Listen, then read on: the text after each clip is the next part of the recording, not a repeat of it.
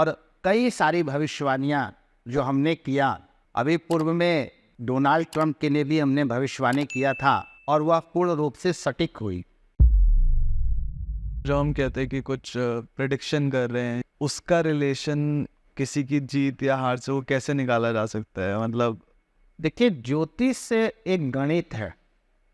आज जो लोग ज्योतिष को आडंबर मान रहे हैं, ज्योतिष को तंत्र से जोड़ रहे हैं, ज्योतिष को बेवकूफ बनाने के लिए एक पद्धति अपना रहे हैं, तो ये ज्योतिष नहीं है।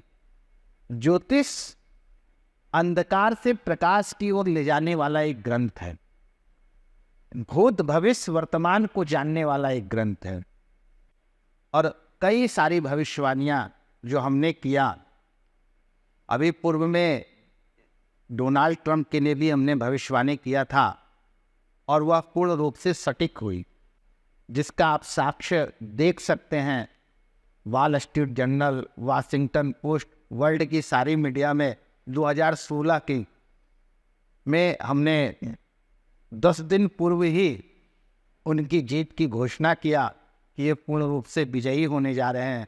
ऐसे कई तमाम चीज़ें हैं जिस पे हमने ज्योतिष पे अध्ययन किया और उसका जो हमने फलादेश किया वो पूर्ण रूप से सत्य हुआ है।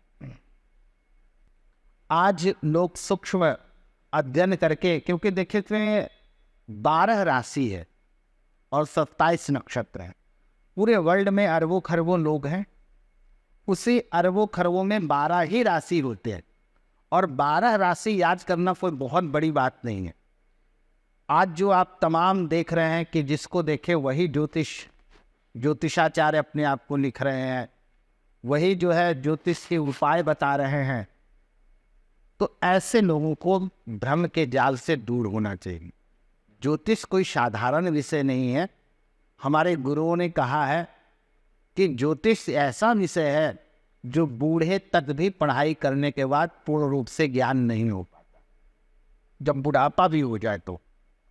इसलिए ज्योतिष जो इष्टकाल, भयात, भवोग, सूर्य, नक्षत्र, ग्रह, तारे, जितने भी हैं सौरमंडल में जो ग्रह हैं वो किस अवस्था में हैं, कितनी दूरी पे है, कहाँ है, कौन से कलर के हैं, कैसा स्वभाव है, ये सब हम ज्योतिष के माध्यम से हम लोग जानते हैं।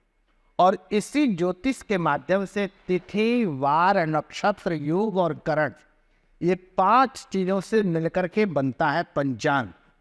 जैसे कि आप किसी ज्योतिषी के पास जाते हैं, ब्राह्मण के पंडित जी के पास जाते हैं कि हमें किस दिन विवाह करना चाहिए, तो उसके लिए शुभ मुहूर्त बताएं। तो ये शुभ मुहूर्त जो निकालते हैं वो ज्योतिष के माध्यम से ही निकलता है। उस समय नक्षत्रों का क्या समावेश है, ग्रह कहाँ कहाँ बैठे हुए हैं, कौन से ग्रह में शुभ होता है विवाह करना, कौन से लग्न में, स्थिर लग्न में जो है, हमारे यहाँ 3 तरह का लग्न बताया गया, चर, स्थिर और द्विस्वभाव। तो चर यानी चलायमान, कोई व्यापार होता है जो चलायमान व्यापार होता है तो उसको चर लग्न में करना चाहिए।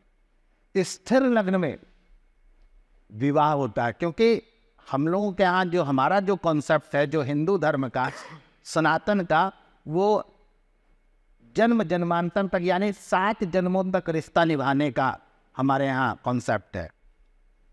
तो उसके लिए हमें स्थिर लग्न में हम लोग विवाह का मुहूर्त देते हैं, जिससे दोनों दाम्पत्य जीवन जो होता हो वो पूरे जीवन काल तक दोनों का अटूट संबंध हो। और वो तब होता है जब शुभ योग हो, शुभ नक्षत्र हो, शुभ करण हो और शुभ लग्न हो। इसीलिए विवाह से पूर्व पंडित जी के यहाँ जा करके हम लोग उसका मुहूर्त निकलवाते हैं और उसकी एक बजाबते लग्न पत्रिका बनती है और उस लग्न पत्रिका में सारी चीज नोट होती है कि किस समय कितने बज के कितने मिनट में वो फेरे लिए जाएगी, अग्नि की परिक्रमा लिया जाएगी, तो वो उसका विशेष मुहूर्त होता है। तो ये सारे मुहूर्त जो है वो पंचांग से सारी चीजें निकलती है। उसी प्रकार जितने आप व्रत, जितने त्योहार, जितनी भी चीजें आती है वो सब पंचांग से निर्धारित होता है और उसी पंचांग से पता चलता है कि कब जो है वो गणेश चतुर्थी आ रही है, कब जो है वो विश्वकर्मा पूजा आता है, कब दीपावली आता है। तो जो नक्षत्र है, जो योग है, जो करण है, उन लोगों का समावेश जब होता है तो वो पंचांग के अनुसार हमें ये चीज़ें प्राप्त होती है। वीडियो अच्छी लगी हो तो लाइक, सब्सक्राइब और कमेंट करें। हम ऐसे गेस्ट को लाते रहेंगे और आपके सवालों के जवाब देते रहेंगे।